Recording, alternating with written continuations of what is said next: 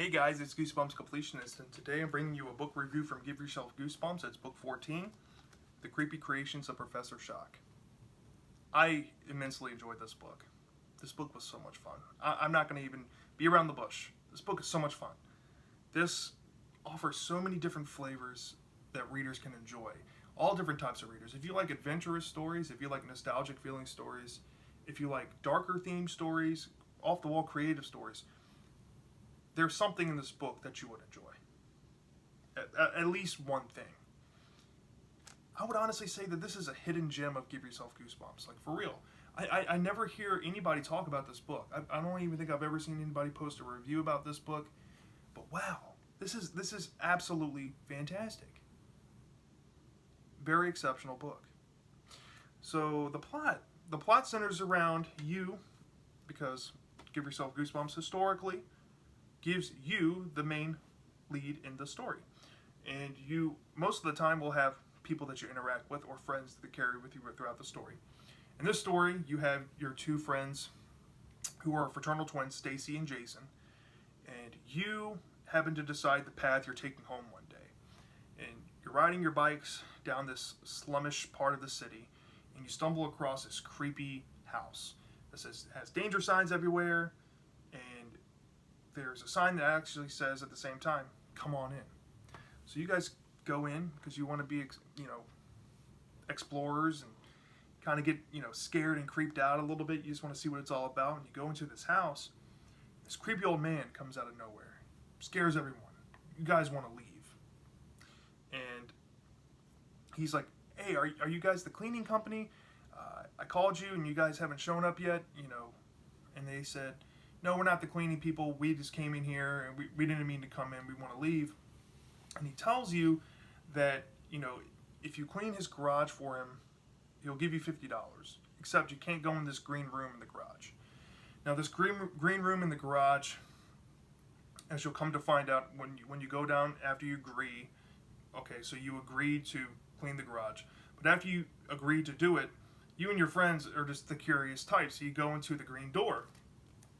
And this is where the first mistake happens. You go into this door, and basically the rest of the book is centered around your big decision, what happens. So when you go into the door, you see all these flickering lights and gizmos and gadgets, these really cool pinball machine, this really cool robot, this creepy looking mirror, this really cool remote that you end up breaking and you stuff it in your pocket, in one story at least. And it comes to a point where you have to decide something, because Professor Shock knows you're in the room. So you have to decide to either turn on a robot to create a diversion, or you have to hide under a pinball machine. And what I'm saying is, whatever you choose takes you on a completely different story in this book. And both stories have their own true endings, and they're both satisfying. That was really refreshing in this book, mind you, because most Give Yourself Goosebumps books that you'll end up reading have usually one concise, for sure ending. This one, I would honestly say, had about 2 or 3. So this is a really good book. It gives you a lot of options and a lot of interpretations of which one you really want. But anyway, if you choose the robot, it takes you on this Terminator-esque story about cyborgs and robots. And if you choose the pinball route, this will take you on this mirror world, very Inception-like story. Both were really fun. Both were super fun, I will say. Now, in the robot story is filled with a lot of nostalgia. It's filled with a lot of true human fears about technology and the fear of the unknown. Preys on those fears, and it all stems from this remote. Like I said earlier, you break this remote, and in the robot story, when you turn on the robot, Professor Shock comes in, and as the robot's almost strangling Jason to death, he turns off the robot, and you and your friends bolt, and you forget you have this remote in your pocket. Then when you get home, you realize that the remote has these special powers. The remote magically comes back together by itself. And then when you start pressing these buttons, you start to notice that all these electronics and mechanical devices start moving on their own. And as you'll see throughout the story, there's like some pretty jarring stuff. Like, you'll get to this point where you and your friends have to go to your friend's uncle's electronics repair shop to get this remote looked at, because this remote is causing all of these gadgets to just have a mind of their own. Lawnmowers are just flying in the air, flying through people's yards, cutting grass on their own. Bicycles are shooting 200 miles an hour down the road. It's very, very crazy and wild. Also, these mechanical devices are taking humans and taking them to the dump and dumping them off in a big old dump pile. It is pretty out there and very terrifying at the same time. But once you get to this mall where the electronic store is, this is where the true nostalgia and the true horror come in this story. Needless to say, there are two really big villains that you'll have to encounter in this mall. Really creepy basement cellar thing in the mall scene. Very fun and imaginative bumper car scene. Professor Shock's throughout this story. You'll get a sense of Professor Shock in this story. I would say a little bit better than the mirror story, but we'll get into that in a minute. In the ending, there's actually two satisfying endings in this story. One ending involves a more darker, sinister feel, and one ending gives you a sense of chilling uneasiness because your fate was determined by things out of your control. And if one person did something different, everyone would have been dead, and the whole humanity would have been erased. And I'll leave it at that. But, wow. That robot arc story was really good. Now, the pinball story, the other option, we'll go back to the room. Professor Shock is outside knocking. He's about to come in. You and your friends hide under this pinball machine, but as you're hiding, you hit this mirror in the back of the room. This mirror starts vibrating and sounding all these alarms. And before you know it, you and your friends are being sucked into this mirror. There's like this huge vacuum force in the room sucking things into it. And all three of you go sliding through the mirror. And I think the imagery actually says you slide through like jello. It creeps me out. But anyway, you end up in this world where grass is purple, the tree leaves are orange. When you run forward to something, you're actually running backwards. When you are doing math, you have to do it backwards, the answer backwards. It's very weird. It's a very weird concept. There's flying sharks, not swimming sharks. There's crocodile lions. I mean, it's so imaginative and so out there, and there's so much imagery in this story. It's so much fun. The adventure that you will get throughout this land is basically kind of like I would say a pseudo fairy tale. Your goal is, when you get in here, you hear this narration, and you kind of get signs throughout this story, bits and pieces here and there. Professor Shock is trying to help you get out of the mirror. And he says, well, the only way to get out is that you have to make it your way to the Palace of Mirrors, and you have to use the Queen's Mirror to get out. Now, you go through this story, and you have to go through all these little hardships to get to the palace. It's kind of like Wizard of Oz almost. I would definitely say it's just like a pseudo Yellow Brick Road type of story. But anyway, you and your friends end up to the palace. And what happens in this palace is super creepy.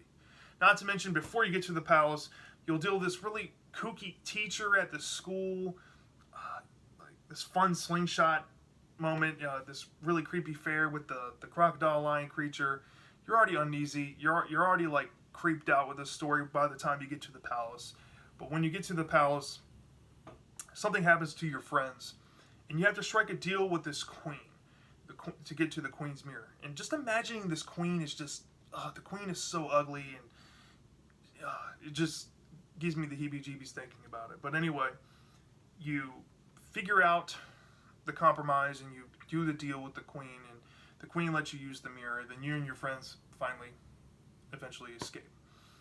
Now, the ending to that story is a little bit different. Professor Shock isn't mad that you broke into the green room. He's actually impressed that you managed to survive the mirror world. And the ending he kind of makes an offer for you guys to test out another thing he's working on, and your friends are apprehensive, like, no, let's get out of here, and that's how the story ends. I'm not going to say what he's trying to do because it does involve some open-ended stuff, and I kind of would like to see a sequel to that, the Pinball Arc stories ending. I kind of, I know we'll never get it, but that's something I would like to read if it did exist. So, yeah, really enjoyed those stories. Really good. A really good book.